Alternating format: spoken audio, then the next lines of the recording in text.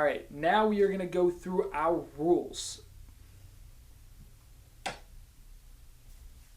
All right, now we're going to go through our rules. So whether you're doing this before small groups, after small groups, wherever, we're going to go through these. So I'm going to demonstrate exactly what this looks like first, and then we're going to talk about a few tips afterwards. So our first thing that we'll obviously start off with is our rules intro video. Really? Unicorns! Live! Every day! Smiling! Now that you know that, it's time for the rules. All right, everybody, it is now time to go through our rules, but as always, I always forget what they are. Can somebody please help me out with what our rules are? Do we have a girl over here that knows rule number 1? Okay, that sounded really close. Let's see if that is rule number 1. Rule number 1. Make sure you stay in your seats at all times. For the rest of the day, your seat is your best friend. All right, so for the remainder of the entire day, I'm going to stay in my seats unless somebody tells me that I can get out of my seat to go to the bathroom or go to small groups or to play a game or something like that. But I'm going to stay in my seats. So everybody, I want you to just turn around. Give your seat a high five, okay? It's lonely. It's had a long day, okay? Why don't you just give your seat a big old fist bump, elbow bump, whatever you want to do. But your chair is now your friend. Who can tell me what rule number 2 is? Do I have a boy that knows what rule number 2 is? Let's see. Ooh, that was close. Let's see what it is. Rule number 2. Make sure you keep your hands and feet to yourself. That means no touching, hitting, poking, you get the picture. All right, everybody. So if I have my hands and they're getting even close to somebody else, I'm going to grab it and I'm going to bring it back because we are not going to touch.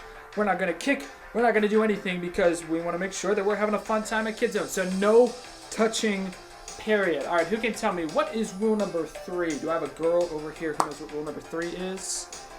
Okay, no talking when... That was close. Let's see exactly what the rule is. Rule number 3. Make sure you're quiet when someone else is talking. That's just rude if you aren't. Now, if I'm talking right now and I'm saying a lot of big words, what should I be hearing in the background? I should be, oh, that's great. Nothing. Okay, that's cool. Yeah, I'm not hearing anything. So, everybody, keep following rule number 3, especially during our story. We want to make sure we're being extremely quiet and respectful of other people.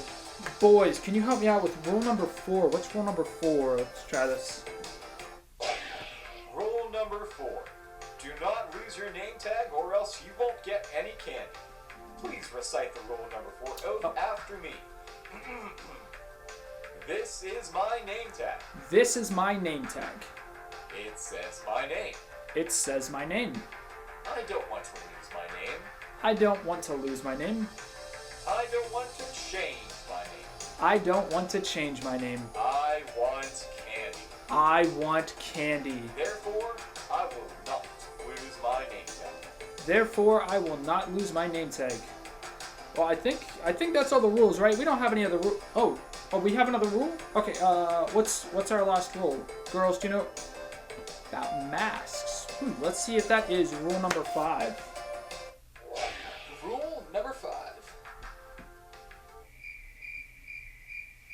Is there a rule number 5? Welcome everybody to rule number 5. Lately we've all been wearing masks. That's right, doctors are wearing masks, cowboys are wearing masks, chefs are wearing masks, even knights that like to go shopping.